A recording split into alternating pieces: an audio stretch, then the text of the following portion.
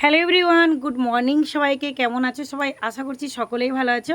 আমি তোমাদের দিভাই টুটু নতুন একটি ভ্লগের সাথে তোমাদের কাছে আমি প্রেজেন্ট হলাম। তো চলো আজকে আমি দেখাবো যে আমি কোন কোন মার্কেটে ভিডিও শেয়ার করি, কোন কোন মার্কেট। সবাই তো জানো যে সামনেই পুজো, পুজো মানেই কেনাকাটা। আর আমরা দোকানদাররা যদি কালেক্ট ঠিকঠাক না করি, আর এই সময় থেকে তো আমাদেরকে স্টক করতে হবে। শরীরটাকে একটু ফিট করে নিয়ে রওনা দিলাম পুজোর কালেকশন কালেক্ট করার জন্য। এতক্ষণ পর্যন্ত আমি ছিলাম হাওড়া মঙ্গলা হাট থেকে কিছু কালেক্ট করে আমি চললাম আবার হরিষাহাট বা খান্না মার্কেট। হাওড়া মঙ্গলাহাট থেকে অটোতে চড়ে আমি চলে এসেছি হাওড়া ব্রিজের কাছে, কারণ এখানে আমাকে L238 নম্বর বাস ধরে সোজা চলে যেতে হবে হরিষাহাট বা খান্না মার্কেট। এই খান্না মার্কেট অনেক রোড সাইড দিয়ে আসা যায়, যেমন Bidhannagar station, Sealdah station, Howrah station. আমার বাড়ি থেকে হাওড়া স্টেশন থেকে সুবিধা হবে, সেই কারণে আমি এদিক দিয়ে গেলাম। আর L238 নম্বর বাস ধরে গেলে ভাড়াটা একটু কম পড়ে আর খুব তাড়াতাড়ি পৌঁছে যায়। এছাড়াও এই মার্কেটে আরো অন্যান্য বাস দিয়ে আসা যায়। যেহেতু এই সময় আমার বেশি ভারী ভুরি কিছু বওয়া যাবে না, সেই কারণে কিন্তু আমি খুব অল্প অল্প করে ড্রেস কালেক্ট করে স্টক করছি। চলো চলে এলাম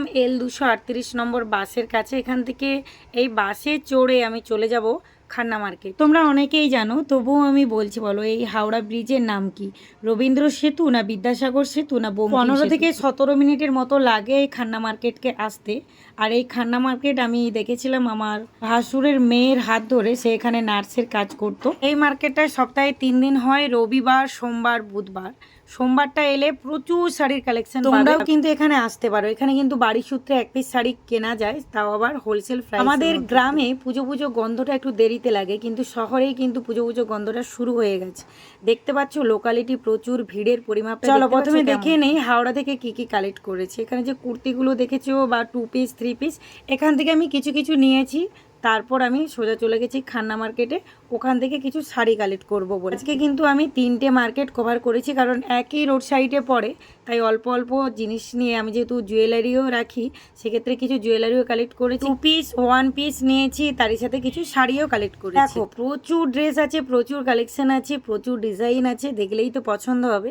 বাট আমাকে তো দেখতে হবে না আমি এখানে কীরকমই সেল করতে পারবো, বা আমার কাস্টমাররা কীরকমই সেল নেবে, কতটা পরিমাপে সেল হয়ে থাকে। বেশি বেশি তো স্টক দেখিয়ে নিয়ে কিছু লাভ নেই। আমি যতটা সেল করতে পারবো সেটাই আমার স্টক করলেই হলো। এখন তোমরা দেখতে পাচ্ছ কারদানা জামদানি, যেটা কিন্তু মোস্ট ভাইরাল শাড়ি। আর এখন এর রেটটা যাচ্ছে কিন্তু 2200। এই শাড়িটা পিওর জামদানির ওপরে, সফট জামদানির ওপরেই কিন্তু কারদানার ওয়ার্কিং করা হয়েছে। খুব সুন্দর মেটেরিয়াল যাচ্ছে। আর কালার অপশান নিয়ে তো কোনো কথাই হবে না, সুন্দর সুন্দর কালার অপশান আছে। আর এটা কিন্তু একদম পিওর যে জামদানিটা, যেটা রেট যাচ্ছে 1250, ওখানে হোলসেল দাম। দেখো এইরকম কোয়ালিটির কিন্তু অনেক শাড়ি আছে, অনেক আমি ফেসবুকে দেখছি 399 টাকারও শাড়ি, সেগুলো কিন্তু গুড়িয়ে যাবে। এই শাড়িগুলো কিন্তু একদম সফটের ওপর। কি বলো তো, ক্যামেরার মধ্যে বোঝা যাক না যাক, হাতে দিলে কিন্তু বোঝা যাবে যে এর কোয়ালিটিটা। কালারগুলো আমার খুব সুন্দর লেগেছে। আর কিছু শাড়ি আমি কালেক্ট করেছি, আর অনেক শাড়ির ভিডিও আমি শ্যুট করেছি। রোড সাইডে 3টে মার্কেট আমি কভার করেছি, আর ভিডিও শ্যুট করব বলেই কিন্তু কভার করেছি।